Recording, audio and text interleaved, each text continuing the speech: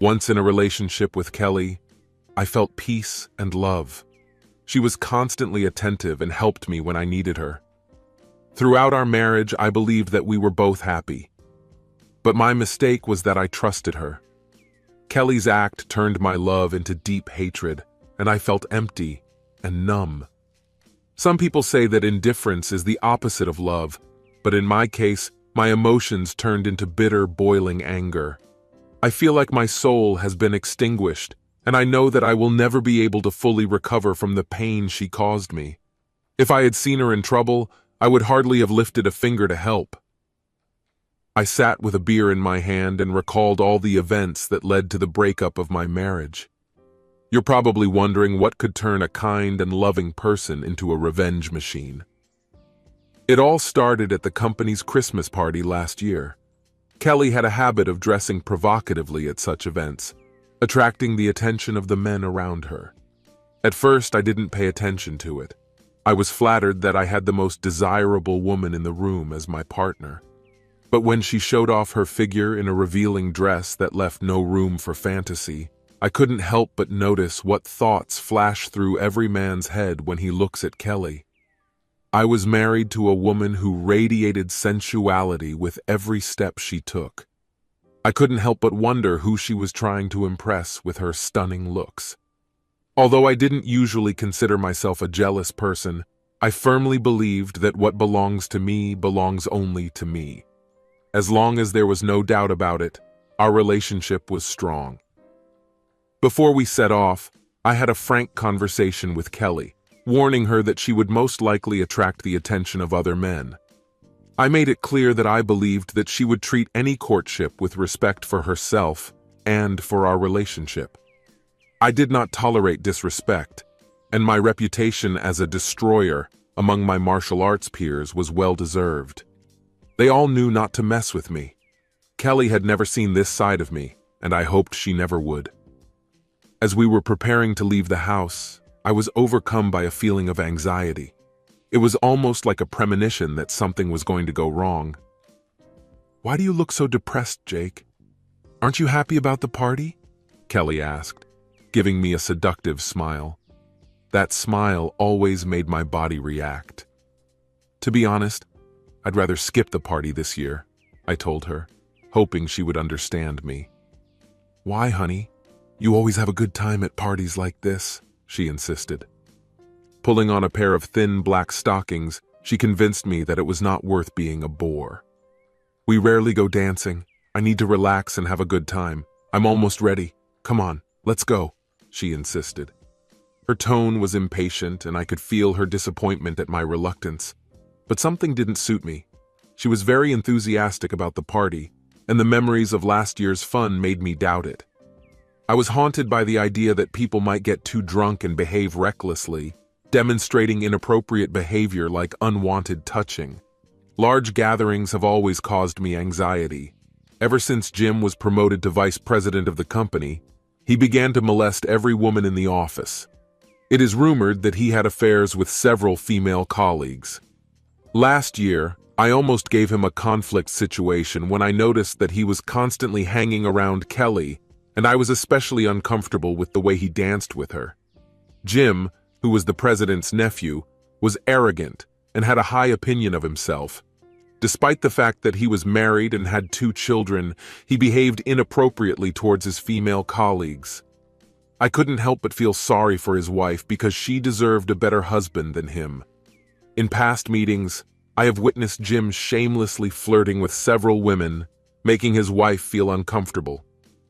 For the past few years, she has preferred not to accompany him to events. She is a graceful and beautiful woman, and I wonder why she stays with this arrogant fool. He may be a womanizer, but I can handle him. Always remember that I am proud to be with you. I love you more than anything in the world. You know that, don't you? You have no reason to worry. Yes, he can be tall, rich, and handsome, but he will never compare to you." Kelly dispelled my fears. "You will always be my favorite," she said, and I felt a warmth in my heart. Love, as they say, is blind, and when I looked into her eyes, I realized that my fate was sealed. She had made a decision, and it was impossible to change it. Sometimes a person has to compromise in order to get what they want. And at that moment, I was ready for anything, as long as nothing interfered with our passionate night. When we arrived at the party very late, the energy was already boiling in the room. People were dancing, music filled the air, and I couldn't wait to be alone with her and show her how much she meant to me. I thought, well, it started. I walked in, hoping that this awkward evening would fly by unnoticed. But as luck would have it, Jim Stevens greeted me with a handshake that looked like wet noodles. I couldn't help but laugh at how ridiculous it was. And then, to top it all off, he practically drooled over Kelly, completely ignoring me as if I were invisible. My head was spinning with disappointment, but I couldn't help but laugh at the absurdity of it all. I could feel the tension building, but Kelly gave me a sly wink, letting me know that we were on the same wavelength thought. Well, it started. I walked in, hoping that this awkward evening would fly by unnoticed. But as luck would have it, Jim Stevens greeted me with a handshake that looked like wet noodles. I couldn't help but laugh at how ridiculous it was. And then to top it all off, he practically drooled over Kelly, completely ignoring me as if I were invisible. My head was spinning with disappointment, but I couldn't help but laugh at the absurdity of it all. I could feel the tension building, but Kelly gave me a sly wink, letting me know that we were on the same wavelength. And suddenly the night didn't seem so long. After relaxing, I started chatting with other guests. Jim walked over to Kelly and hugged her, and she didn't resist. I felt a surge of jealousy and discomfort. "Let me introduce you to some of our new colleagues," Jim said with a sly smile, addressing Kelly as if she belonged to him. Without waiting for my answer, he continued to behave possessively with her. Kelly gave me a reassuring look, silently urging me to stay calm. Our mutual friend Eddie joined our group, and we continued to blend in with the crowd. As I watched the scene unfold in front of me, my attention was drawn to a group of men engaged in a drinking game, telling each other tall tales, while their spouses mingled and chatted on topics unknown to me. I pretended to take part in a drinking binge, knowing full well that intoxication was not my goal. I preferred to stay sharp and attentive. Amid the conversations, I stole glances in search of Kelly. I noticed that she was dancing with several gentlemen, and they all looked innocent. Gradually, I lost track of time and realized that I couldn't wait to return home and shower my wife with caresses. It has been several days since our intimacy, which is unusually long for us. I was glad that she was able to relax and have fun, as she liked to say. I have fulfilled my duties, but now I couldn't find her anywhere and had no idea where she could have gone. I looked for her everywhere, but she was nowhere to be found. I met her friend Pam and asked if she had seen Kelly. Pam looked a little worried and said she had seen Kelly dancing with Jim, just 15 men. When I started looking for her outside the dance hall, the noise of voices led me to an unused small conference room. Curious, I decided to investigate further. To my disbelief, I heard a woman's voice full of passion, and it was Kelly. When I looked inside, my worst fears were confirmed. My beloved wife, leaning over the table, was engaged in intimate activity with this disgusting slug. I froze in shock, unable to comprehend what I saw. They were so engrossed in each other that they didn't notice how I ended up next to them. I stood in silence for an eternity before they finally turned to me. The realization of what I had just witnessed hit me like a blow. "Jake, let me explain everything," she cried, trying to pull herself together. "You have nothing to say to me, you lying woman." I spat out with all the bitterness I could muster. "I adored you, and this is how you repay me. It's over between us. You're not my wife anymore. Look at me." She couldn't meet my gaze. I grabbed her by the hair and forced her to look at me. "What do you see, evil woman? Do you see the eyes of the man who loved you? These are the eyes of a lifeless soul. Today you have destroyed my heart and soul," I shouted. Now I understand why you were so eager to get to that terrible party. You refused to be intimate with me because you were saving yourself for this scammer," I said rudely. At these words, she let out a heart-rending scream. "No, let me explain," Kelly said. "Please don't try to justify your actions. You're caught, you lying woman," I said. She was terrified. She tried to speak, but the words wouldn't come out of her mouth. While I continued to scold my wife, Jim just stood there with a grin on his face. At that moment, 3 of my friends entered the room. Pam had clearly warned Paul and Dave about the impending problems. They stood speechless, and the tension in the room grew. I turned to Jim, seething with anger. "And you're just a piece of trash. I have to end you right now," I said angrily. "If you make a move, I will put you away for assault, and you will also be fired. Or maybe I'll teach you a lesson myself. Your precious wife has been with me more times than you can count," he taunted with a smug grin on his face. He continued to mock me, revealing a secret that had been hidden for too long. I growled, "To hell with you and my position." At that moment, I made the decision not only to humiliate him, but also to make him suffer the same way as Kelly. Even though he was a few inches taller than me, I was pretty sure he was going to try to kick my ass. He had no idea what I was capable of. My anger was drowned out by the pain when I looked at the woman I would once have given my life for. We both knew that what she had done was unforgivable. There was no room for excuses or forgiveness.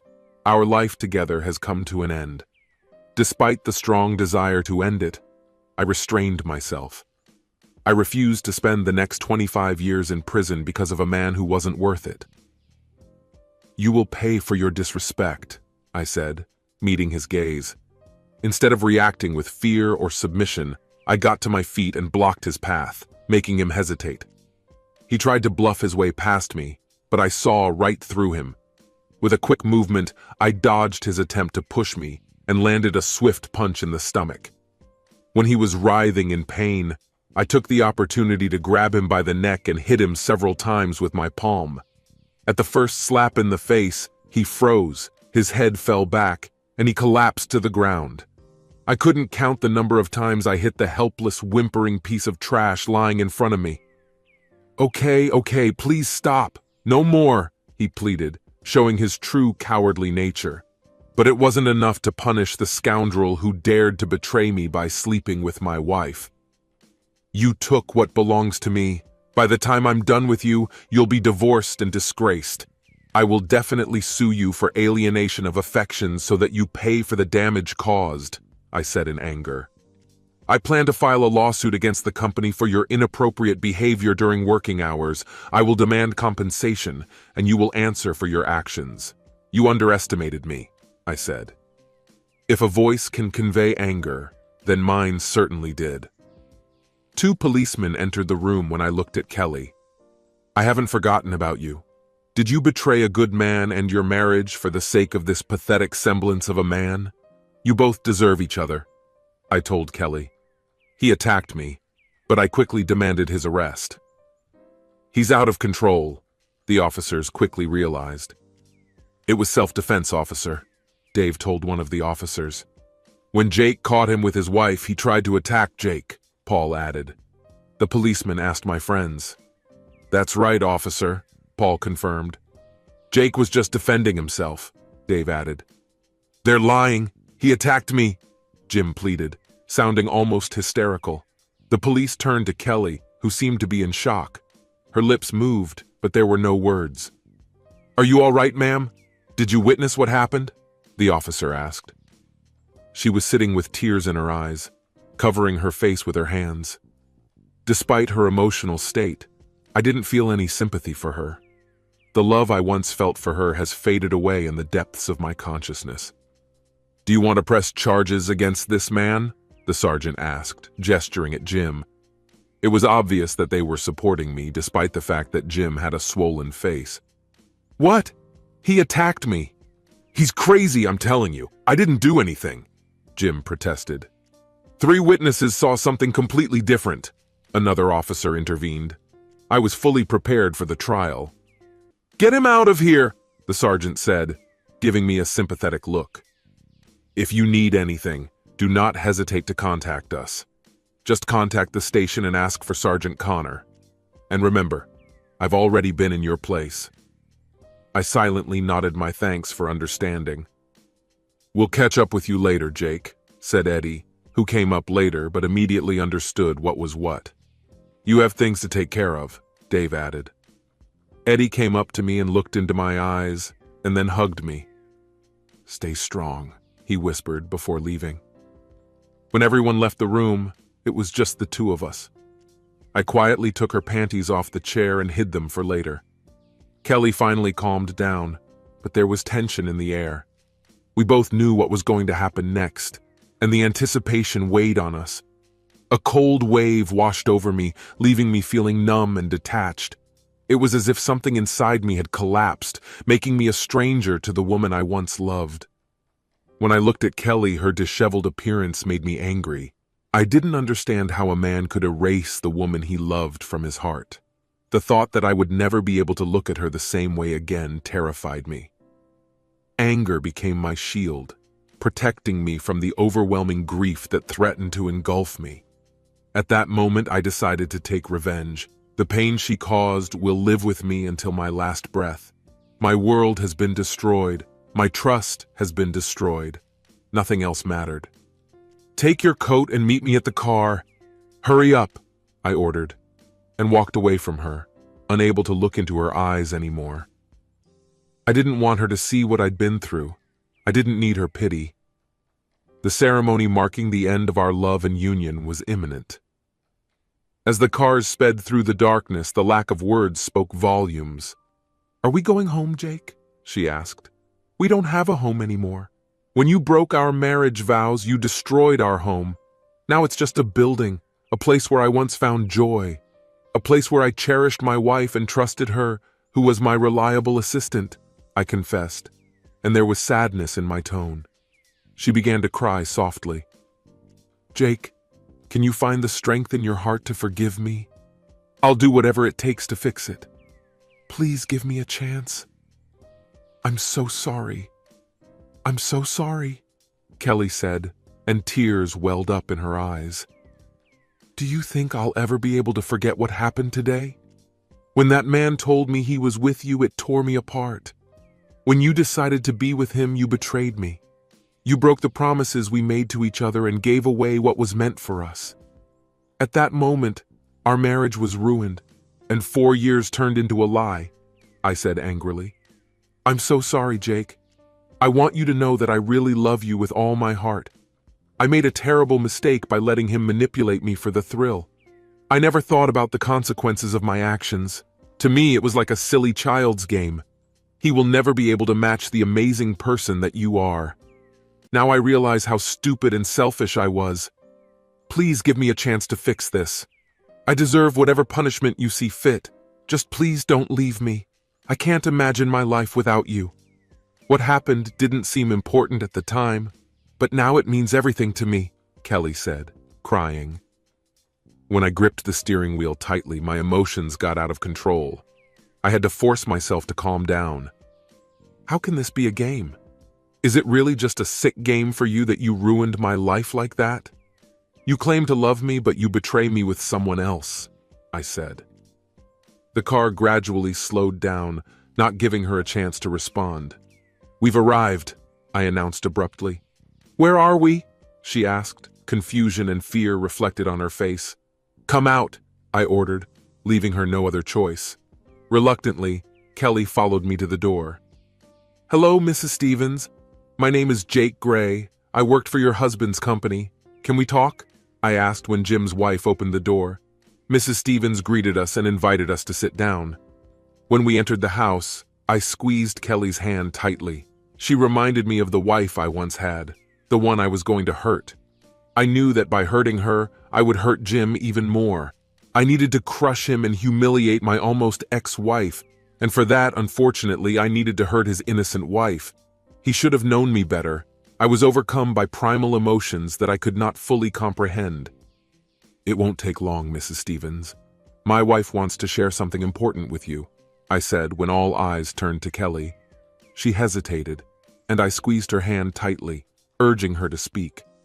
Finally, she confessed, "My husband caught me in a compromising situation with Jim at a Christmas party." The words poured out of her like poison. "Tell her how long it's been going on," I demanded, squeezing her hand even tighter. "For a whole year," she confessed, her voice filled with shame. "Today we found a way to escape and have an intimate relationship. I've been acting like a fool and I'm so sorry," Kelly sobbed. "Unfortunately, all we have are her words. Maybe she had several partners, or maybe she was in a relationship with Jim more often than she admitted. But does it really matter? Her talent for deception has already been proven," I said. Jim's wife looked more furious than surprised. She had always known that he was unfaithful, but faced with his betrayal, she felt weak. Pulling herself together, she walked up to Kelly and gave her a ringing slap in the face. Kelly staggered back, clutching her face in shock and pain. "Get all this out of my house!" Jim's wife hissed, her voice full of venom. "When I divorce him, he'll be yours, you worthless brute!" She looked at Kelly as if she were nothing more than carrion on the side of the road. The satisfaction of knowing that Jim would receive a hostile reception when he returned was little consolation. I knew that Kelly and I were on the verge of breaking up forever. The thought of leaving her hurt me deeply. I never thought that I would live to see the day when my beloved wife would need my protection. And yet, I couldn't bring myself to provide for her. When we arrived at her sister's house, I finally started talking about our upcoming divorce without even looking in her direction. I stated the conditions bluntly. The house will be sold, and I will receive 70% of the capital. Our investments will be divided equally, and each of us will keep our pension. I made it clear that if she did not contest the divorce, then I would refrain from using her adultery against her in court, sparing her from the testimony of numerous witnesses who knew about her actions over the past 4 years. I hinted that my friends would not hesitate to take revenge, as they had witnessed my run-ins with her lover in the past. "I will send a transcript to all your friends and relatives, revealing your true identity as a lying person," I said with disgust. "Now the decision is in your hands." "I'm powerless, Jake," Kelly said softly. She looked defeated, vulnerable, and hopeless. "You already have the answer to that question, don't you?" "My revenge will last a long time, maybe even forever," I said. "What are you going to do to me?" Kelly asked. "I understand you. You are, in fact, a kind person who made a mistake that led to grave consequences for both of us. I believe that you care about me," I began. "In general, you were a decent wife, but your selfish actions led to negative consequences for many people. You tended to focus on yourself and manipulate the situation to your advantage. I didn't pay attention to these traits during our marriage, but I won't make that mistake again. Your conscience will torment you, and the realization that I will not return will bring sadness and despair. You will crave my forgiveness, knowing that you have lost my love. I hope that you will bear the burden of your actions for the rest of your days, regretting what you did to yourself and to me," I finished. When the car stopped in front of her sister's house, the weight of unforgiveness fell heavily on her shoulders. "You will hear from my lawyer soon. Don't come back to the house until noon tomorrow. I'll be far away by then. I'll come back when you're not there to pick up the rest of your things," I said coldly. "Is that all, Jake? Is it really over?" Kelly asked. 4 years of marriage disappeared in an instant, like that. "Goodbye," I replied with pain in my voice. With a heavy heart, I returned her panties. "By the way, take them with you," I muttered, feeling the full weight of our ruined relationship. When she got out of the car, tears were streaming down her face. I couldn't help but feel the same way as I watched her leave. The divorce from Kelly was finalized 6 months later, but even now I couldn't get rid of the pain. I was wondering if I should show her how much she had offended me, how her actions had destroyed my world. Looking back, I realized that I lost control of myself the night I found out about her betrayal. I wasn't proud of my reaction, the anger and resentment that consumed me. In the months that followed, I tried to bury my grief, push away the pain, and pretend it didn't matter. But deep down, I knew I couldn't keep it to myself forever. I needed to acknowledge the reality of our failed relationship, acknowledge the pain I had caused, and allow myself to heal. It's time to let go of the pain and start the long process of moving forward. Despite all my efforts, I couldn't get rid of the constant feeling of depression. My subconscious mind inexorably bombarded me with questions that I couldn't find an answer to. In the months after our breakup, she repeatedly tried to contact me. I ignored her calls and deleted all the messages she left. If I accidentally picked up the phone and heard her voice, I quickly ended the conversation. It was a defense mechanism, a way to protect yourself. Deep down, I knew I still had feelings for her, but I couldn't let her come back into my life. I had to preserve my dignity, pride, and self-respect. I didn't want to let her hurt me again. As my anger waned, I felt more exposed and defenseless. Even though I continued to love her, our relationship reached a breaking point. As soon as the divorce was finalized, she stopped all communication. What can she tell me? Will it be a declaration of love or just a casual remark about our physical intimacy? Perhaps she will admit that she has become a victim of a manipulator, or even worse, talk about her participation in his actions. No matter what she said, I didn't want to listen to her excuses and lies. If she was hiding the truth from me, then she was complicit in his misdeeds. Watching her reaction, I realized that she sincerely appreciated his gestures. Kelly completed all the paperwork, but did not show up for the last court session. To be honest, I felt relieved. I had no desire to meet her again. Was her absence a sign that she had come to terms with our broken marriage, or just a manifestation of apathy? Her motives remained a mystery to me. Once I thought I understood her, but now I doubted everything. My mind was spinning with memories of her devastated expression during our last meeting. Over time, this image only strengthened, and the memories of her and her lover gradually disappeared. Even though I knew our relationship was built on lies, I still missed her. It hurt me to admit that I would never be able to trust her again. I was tormented by doubts. Does she really love me, or am I just a pawn in her secret plans? The thought of being deceived made me doubt everything. How could she betray me like that if her love was sincere? Because of this insecurity, I felt lost and insecure. I never thought that I would be able to trust another woman again. I was lost, not knowing how to get rid of her presence in my life. My attempt at revenge was just a fantasy based on the hope that Kelly loves me as much as I love her. The thought of her leaving for someone else hurt me, and I realized that I had never really known her. I was in love with the facade, with the illusion. Was our whole relationship just a facade, a trick with smoke and mirrors? Unanswered questions plagued me, and the sudden end of our marriage took me by surprise. A sudden flash of lightning and a deafening thunderclap changed my life forever in just one night. When word of my deed spread, some friends called me a heartless villain. Others believed that I should have subjected Kelly to even more punishment and humiliation. But their opinion no longer carried weight. I was no longer consumed by anger, but only drifting in a sea of confusion. The past was not attractive, and the future seemed uncertain. The president of the company offered me $500,000 for silence on the condition that I would not involve their name in the scandal. He was trying to get me and his nephew out of sight, away from the scrutiny of the courts and newspapers.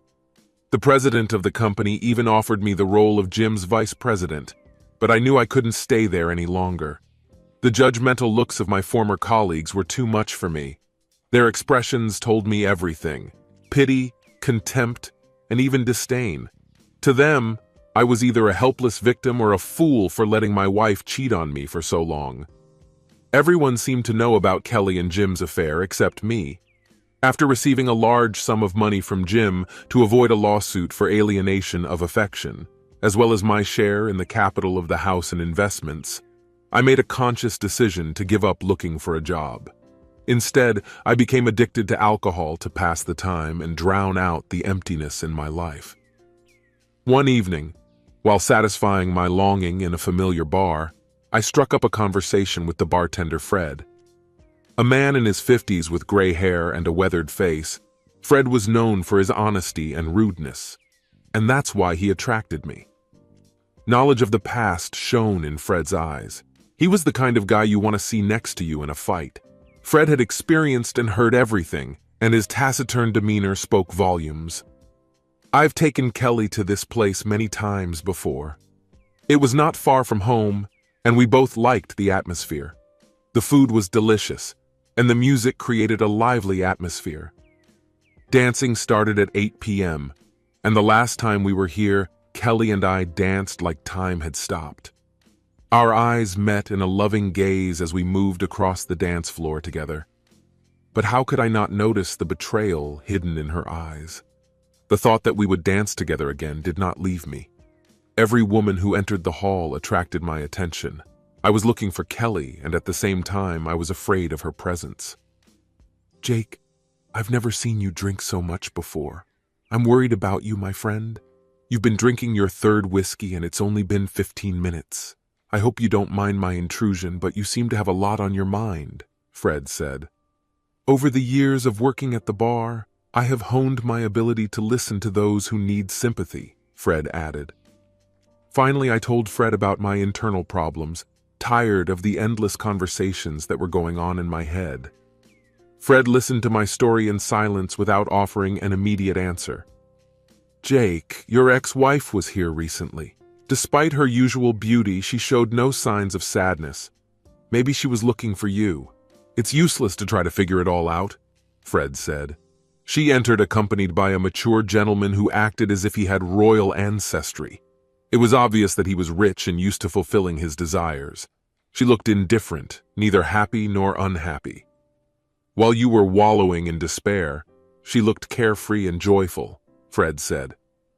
When memories of my ex overwhelmed me, I vividly imagined her, smelled her perfume, and heard her infectious laughter. Kelly was no longer the broken soul I'd left behind, but was captivating, seductive. I couldn't help but wonder if she was experiencing at least some of the pain and mental anguish that consumed me after our breakup. Restraining my emotions, I kept silent and let my thoughts wander. The sadness that I was trying to suppress suddenly overwhelmed me, and I felt helpless before its power. Fortunately, Fred was by my side, providing much-needed support. I was overwhelmed with a feeling of deep sorrow, because now it was just a memory. Fred saw how confused I was and offered me some harsh truths, reminding me that I needed to come to terms with the reality of my new circumstances. "Wake up and take your life into your own hands. It's time to get yourself in order. Stand up and face your problems face to face. The solution to your problems does not lie at the bottom of the bottle. Don't waste your potential by drowning in self-pity. Start by taking care of yourself, both physically and mentally. You are capable of much more than you think. Don't let the negativity pull you down. Pull yourself together, make positive changes, and keep moving forward. You deserve more than to wallow in despair. It's time to step up and become the best version of yourself," Fred says enthusiastically. "Find yourself a tough, uncompromising woman and make wild love to her until you can't think straight. Clear your mind and move forward in life," Fred advised, acting as a friend, psychotherapist, and motivational coach. Admitting my vulnerability was difficult, but I took Fred's words to heart. I stopped drinking, took up sports, and engaged in casual, intimate relationships with any willing partner. It wasn't about love, and often I couldn't even remember their names, but physical relaxation helped me regain my self-confidence. Such relationships were lifebuoys that kept me from drowning. But I didn't just need to survive. I needed to feel appreciated. Every day, as my self-confidence grew, I found myself attracting more and more female fans. It dawned on me that Kelly's actions were not my fault. Instead of blaming myself, I should have confronted her selfish and manipulative behavior earlier. Her personal problems were not a burden to me.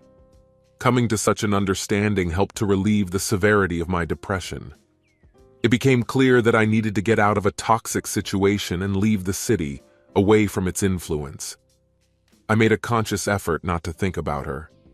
Instead, I made an impulsive decision to buy a motorcycle, part with my belongings, and go on a trip to the south. Having neither a specific destination nor a map to navigate by, I felt the freedom of an open road. Each of my paths led somewhere, and that was the main thing. Sitting on a motorcycle, I felt liberated. It's been years since I've experienced the thrill of riding. At that moment, I threw off my corporate identity and my past struggle with alcohol.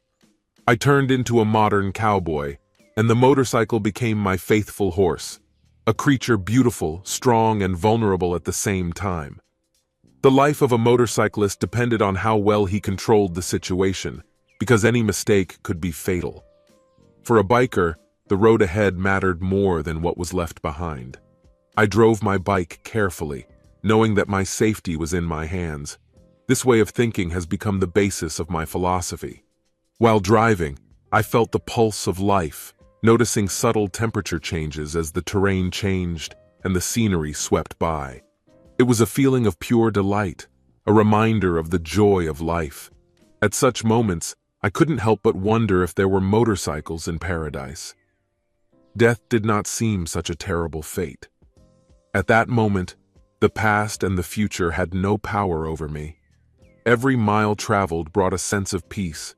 The wind and the hum of the engine were like a symphony to me. I drove through quaint cities with unusual names, met sincere people, and enjoyed unhealthy but satisfying food. The roads were different in quality, as was life itself. And then my journey took a new direction, and I went west, beyond Tulsa, Oklahoma. As I was driving by, a woman frantically called out to me, begging me to stop. I stopped at the side of the road, waiting for her to catch up with me. I couldn't understand why she was alone in such a wilderness. She turned out to be of medium height, with blonde hair and an amazingly beautiful face. Tears were streaming down her cheeks, and her appearance indicated a physical impact. "Please help me," she sobbed. Despite her disheveled condition, she was undeniably attractive. Her emerald green eyes mesmerized me, drawing me to them like warm pools of water. "Of course, how can I help you?" I asked, not understanding what I was going to get into. After turning off the bike, I heard her say, "I need to get to Tulsa. My ex-boyfriend is heading towards my house, threatening to harm my mother and daughter. Do you have a mobile phone?" Her furious tone left no room for questions. I handed her my phone, and she quickly dialed the police number, feeling relieved after the call. "You've already been so kind, but could you give me a ride home? I'll show you the way," she asked. She prayed very much that her boyfriend would not get ahead of the police. "Please hurry up," I said. But before I could finish my request, she was already sitting on the back seat of the motorcycle, clinging tightly to me as we raced down the road. Desperation spurred me on, and I used all my strength to get her to the child and mother, ignoring all traffic rules. Her hugs comforted me, reminding me that I was needed in this moment of crisis. But I didn't even know her name. As we drove up to her house, I was overcome with uncertainty. What happens if we meet a dangerous person? Wouldn't we both be in mortal danger if he had a gun? But to my relief, when we arrived, the police were already on the scene. While the police were trying to handcuff the man resisting arrest, my companion quickly got off the motorcycle and ran to the next house. Upon noticing her, the handcuffed man began shouting threats, promising to come after her and stating that they could not keep him locked up forever. Even as he was being led away, he continued his angry tirade. "Mom, are you and Rachel okay?" my companion asked, hugging her mother tightly. At that moment, a sweet 8-year-old girl appeared and exclaimed, "Mommy, you're home! Jack was here and he said he was going to hurt us. Why does he want to hurt me and Grandma?" "Why, Mommy?" the girl asked and looked at me, who was standing behind her mother. At that moment, both Mom and Grandma noticed my presence, and I felt extremely uncomfortable. "Please forgive me," I don't even know your name, my companion said. Jake Gray, I replied, holding out my hand. This is my mom, June, and this, she said, hugging the girl. My little angel, Rachel. My name is Donna, the blonde beauty told me. Mom, Mr. Gray was kind enough to bring me here after Jack hit me and left me on the side of the road. I was so worried, Danya addressed her mother, talking about her feet. He's insane. When I told him that I wanted to end our relationship, I was afraid for my life. But it's all right now, Danya said, and looked at me with a smile. I'm glad to meet you ladies, and especially you, Rachel, I said, smiling at the girl. I'm glad that I can help in some way. Please address me as Jake. Mr. Gray is my father's title, I continued with a smile. I apologize for the unfortunate circumstances. I am glad that they detained this man before he caused harm. He behaved inappropriately, Danya said. Before I could answer, Rachel intervened. Could you take me for a ride on your motorcycle? I really like motorcycles, Rachel asked, looking hopefully at her mother. She'd completely forgotten about her mother's ex-boyfriend and the danger he had brought into their lives. Let's see, Rachel. If your mom doesn't mind, then so do I replied. Danya's mother, June, held out her hand to me and gratefully said, Thank you, Mr. Gray. Jake, would you like to stay for dinner? We must thank you for your kindness. I smiled and replied, I'd love to stay for dinner, June. It's been an eternity since I last enjoyed a homemade meal. I hope you've worked up an appetite. Mom always cooks too much, Donya said playfully with a twinkle in her eyes. Are you married? Asked Rachel. No, I'm not married, I replied, lowering myself to her level. Why do you want to marry me? I asked with a laugh. Rachel thought for a moment before answering. I'm too young, but you could marry Mom. We all giggled at her innocence, feeling a little awkward. Rachel, we just met, I reminded her, smiling at her sweet suggestion. He doesn't even know us, Donya said with a motherly concern that only she could express. I know, but he has a motorcycle, and I like him, Rachel replied. Well, since we figured it out, let's eat, June said. Despite the fact that I had just met these people, I already felt a strong connection with them, as if I was communicating with my family. Their sincerity, warmth, and care awakened my protective instincts. There were positive vibes in this family, but I couldn't shake the feeling that something was wrong with Jack. He seemed dangerously out of control. I needed to know more about him. I was genuinely concerned for their well-being. Donya's stunning beauty and little Rachel's charm only made me more determined to protect them. I swore to myself that as long as I was in their lives, they would not be harmed. At that moment, I had a new sense of purpose. I couldn't help but wonder how a kind woman like Dawn ended up with a jerk like Jack. And then I realized that I ended up with Kelly, didn't I? One wrong choice can lead to a domino effect with consequences. Despite the cruel turns of fate, I realized that sometimes fate can be kind. I was lucky that I crossed paths with Donna. She, like me, faced difficulties in life. I planned to find out more about her when the time came. Jack looked like he could cause trouble. When dinner was served, Dawn and her mother were glad that I was hungry. The food was delicious, and I devoured it as if it were my last meal. I shared with them some details about my recent divorce and how I was trying to find my way in this life. They listened sympathetically while I told them. I liked them, and it looks like they liked me too. Dawn and June continued to cast subtle, appraising glances at me. It was clear that they were trying to figure out my true character. Young Rachel seems to have already made up her mind. She sat next to me, occasionally reaching out to touch me, which brought a smile to my face and heart. Turning to Donya, I asked her, "How did you get in touch with Jack?" Rachel intervened, expressing her dislike for Jack and saying that he had bullied her mother. Donna's face showed a mixture of pain and embarrassment as she realized the impact her relationship with Jack had on her daughter. At first, he was attentive and kind, helping me when I felt lonely. Although I didn't feel a deep connection with him, At first, I appreciated his company, but everything changed for the worse when he started drinking heavily and controlling me, isolating me from my loved ones. He was especially worried about his relationship with Rachel, a friend, or a family member. I couldn't stand his aggressive behavior anymore and decided to end the relationship. Unfortunately, when I tried to break off the relationship, he became aggressive and issued a dangerous ultimatum. As a result, I ended up on the side of the road, becoming a victim of his manipulations and aggression, said Dawn sadly. I'm so grateful that you showed up at the right time, Danya added. Isn't the Rachel's father? I asked, praying for another answer. No, my husband Brian is Rachel's father. He died tragically in Iraq. Since then, we have been living on our own for more than 3 years. I've only known Jack for a month. That's all it took for us to be in this situation, Donna replied quietly. I recommend going to court on Monday to get a protective order. He threatened you in the presence of the police, so the warrant should be issued automatically. This will help ensure our safety, I said decisively. If he even gets close to you or your family, he will be taken into custody immediately, I said.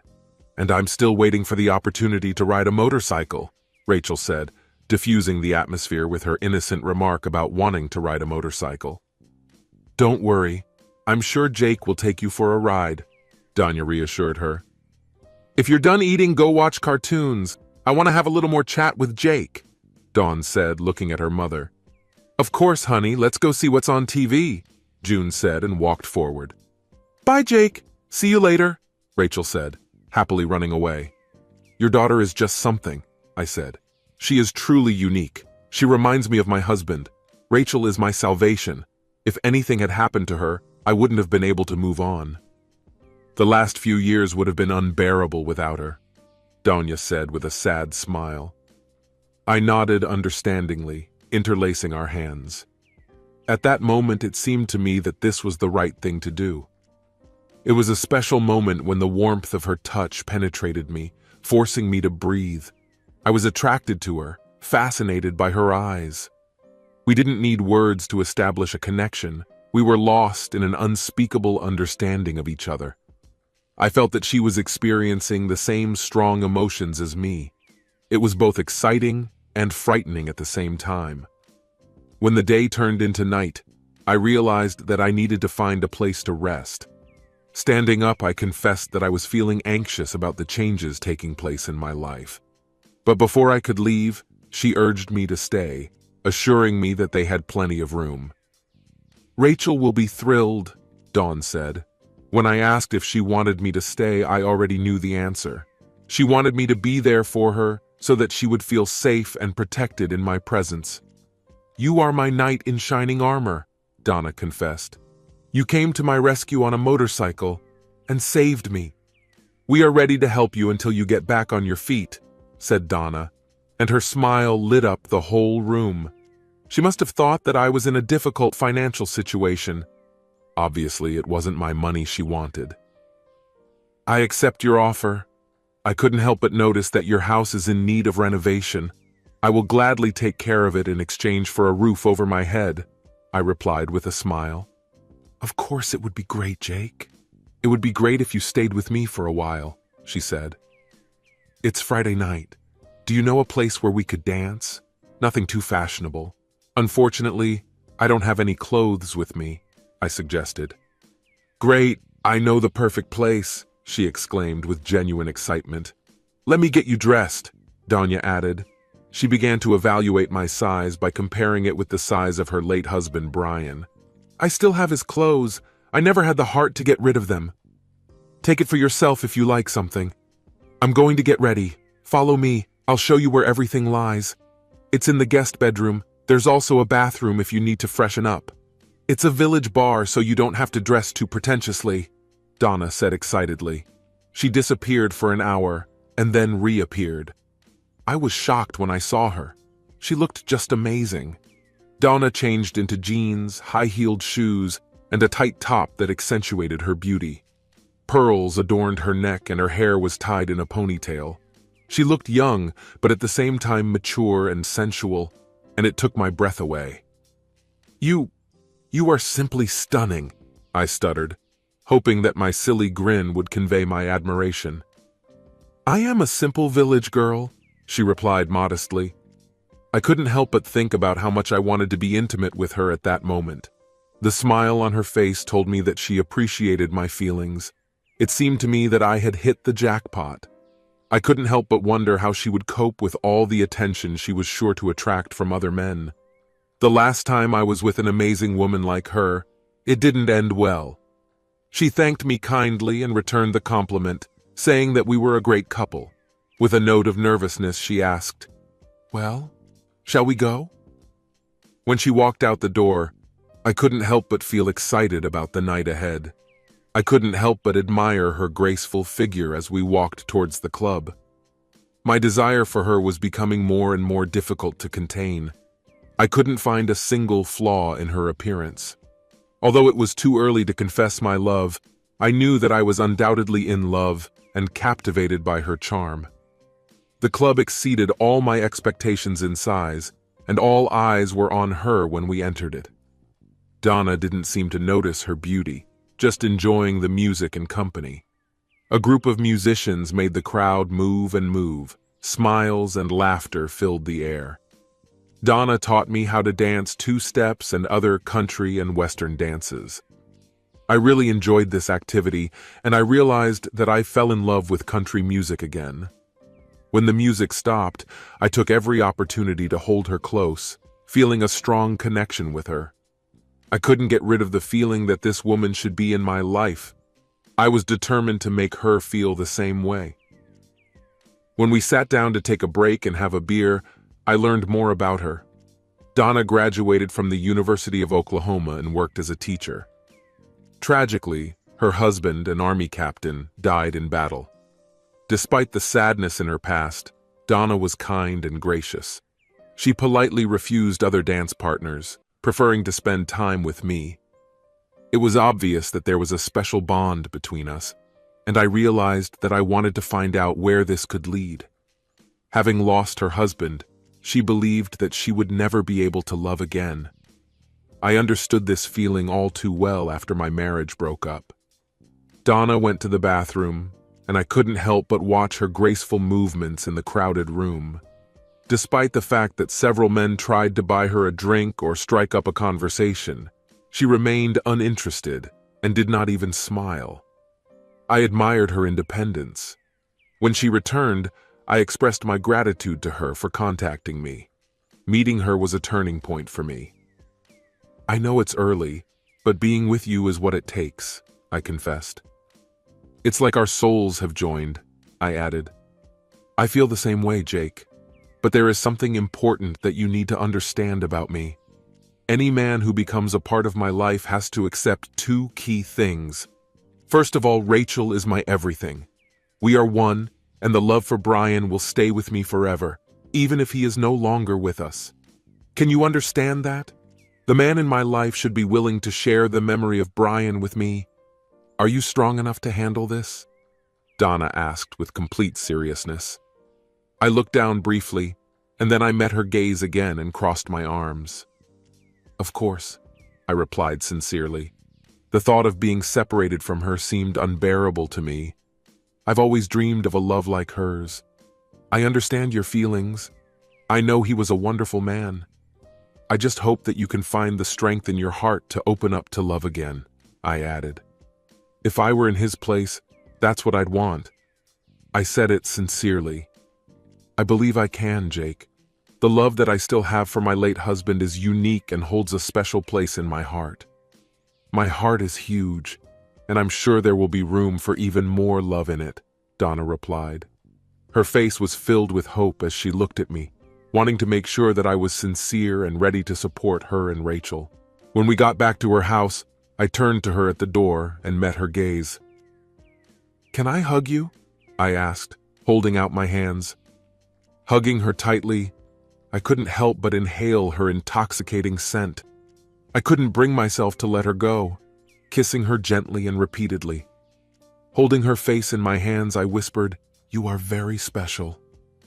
We kissed again, this time with such force and fervor that I felt uneasy that night. Unable to find peace in my sleep, I lay in bed, thinking about the events of the day and realizing that I no longer had a home. Dana became my refuge, the only place I wanted to go. And when she quietly entered the room and joined me in bed without saying a word, I realized that she felt the same way. When I began to express my feelings, she gently silenced me by touching her fingers to my lips. Unable to restrain my desire, I began to kiss her neck, overcome by a passion that made me claim her as my property.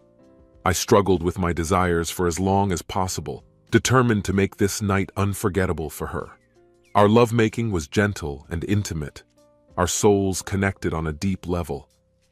As the weeks passed, the threat of Jack's impending trial loomed over us, threatening to bring him back into our lives if he managed to get out on bail. Despite Donna's stoic demeanor, I could feel her fear of him lurking at the bottom. Every night we sought solace in each other's arms, finding solace in the bond we shared. Donna's gentle spirit awakened the best in me, allowing me to accept the side of myself that I had neglected for a long time. Our relationship was a perfect give-and-take balance. She needed a breadwinner, and I was more than willing to fulfill that role for her. I longed for someone to love and protect, someone worth taking care of. My relationship with Kelly seemed like a distant memory, devoid of emotion. I wished her well and hoped that she would find happiness elsewhere. Donna left the room early in the morning to set a good example for Rachel. "When are you going to ask her?" June asked one morning when I was sipping coffee, and in surprise spilled some on my shirt. June turned to me while she was washing the dishes and said, "If I've seen two people who should be together, it's you and Donna, and Rachel adores you. You know she loves you, right? I never thought I'd see her so happy again." I went over to June and hugged her tightly. "I love her too, and Rachel, and you too. I feel at home here," I said. "We haven't known each other that long. I just don't want to rush things. I think I should tell her that I love her. What do you say?" I asked. She patted me reassuringly on the shoulder and left me alone in the kitchen with her thoughts. While I was waiting for Donna in my room, I decided to have a serious conversation with her about marriage. I was sure she was the right woman for me, and it was very important that she understood the importance of the commitments we were going to make. Before we exchange vows in front of other people, I wanted us to make sacred promises to each other. I decided to be more open and honest with her than in my previous marriage. Suddenly, a piercing scream broke the silence. It was Donna. I knew immediately that Jack was in the house. I took out a 9mm Glock from the drawer next to the bed, which I bought as soon as I fulfilled the conditions of my stay in the house. I didn't want to end up empty-handed in a dangerous situation. In my underwear, I hurried to Donna's room and found Jack trying to attack her. She was calling my name, fighting him.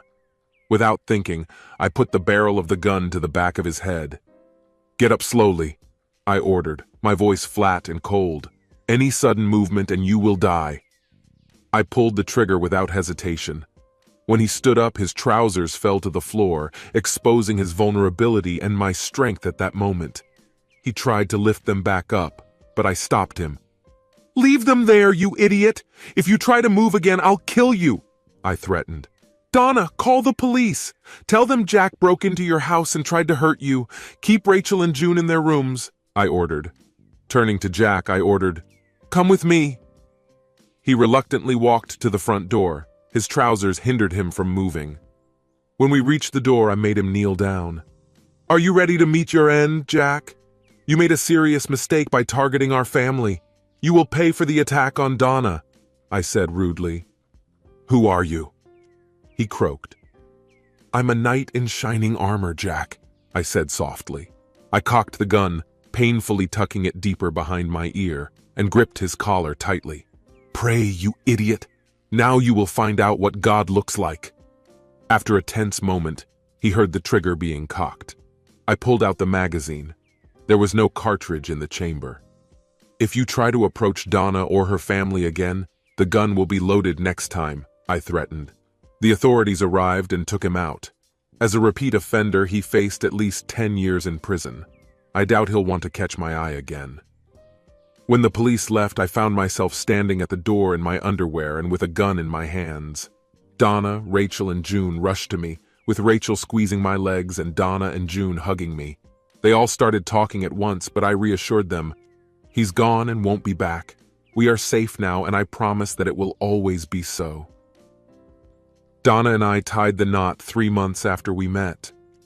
A year later, our son Brian was born, strikingly similar to me. Rachel, my stepdaughter, was thrilled to have a younger brother. Fred graciously accepted the role of Brian's godfather and became an integral part of our family. Donna works as a teacher, and June helps us by moonlighting as a babysitter. We recently bought a new house, and I became the owner of the McDonald's franchise. I have officially adopted Rachel, who shares my passion for motorcycles. I realize that when life turns for the worse, it's important to keep moving forward. I am content knowing that the only way forward is to discover another path for myself. Fred shared with me Kelly's grief, which was often discussed at the bar. The wife of Kelly's rich lover caught a couple in love in bed and caused irreparable damage to Kelly's appearance. The angry wife did not hesitate to pour a whole bottle of acetic acid on Kelly's face. In addition to the facial skin, Kelly's eyeballs were also damaged. I didn't want to ask Fred the details of what had happened. I realized one thing: Kelly's life had turned into a nightmare. Everyone has to pay for their sins, and Kelly paid for hers in full.